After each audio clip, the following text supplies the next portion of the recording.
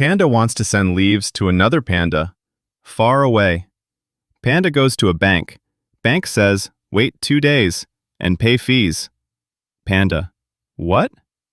Panda thinks, why do I need a bank? Just to send my own leaves?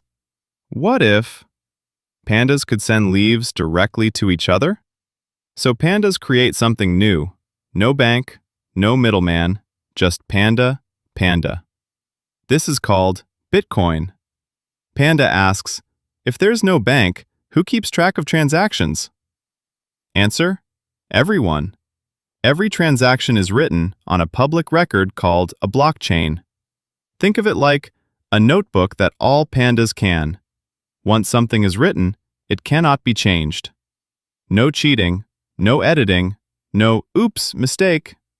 But who writes in the notebook? Special pandas, called miners. They solve puzzles and confirm transactions. For their work, miners get rewarded with Bitcoin. New coins are created this. Here's the important part.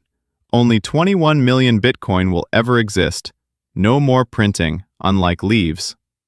Because of this, some pandas say, this is digital gold. Limited, global, no control. But price goes up, price goes down, very fast. So it's risky. So Bitcoin is not just money. It's a system where pandas trust the code, not a bank. In Pandaland, money is powerful, but control over money is even more powerful.